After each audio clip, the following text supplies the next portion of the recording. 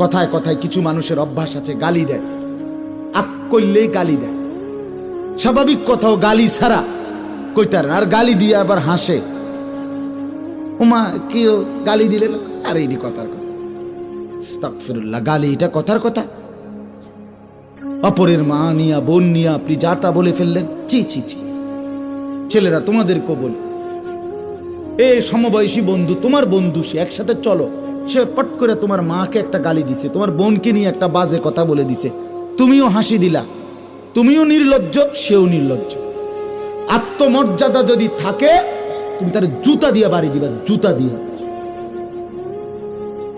যে তুই কেমনে বেটা, মানুষের বাচ্চা, মুসলমানের ঘরে জন্ম নিয়ে তুই এইভাবে মা বোন নিয়ে গালি দিতে পারলি কেন?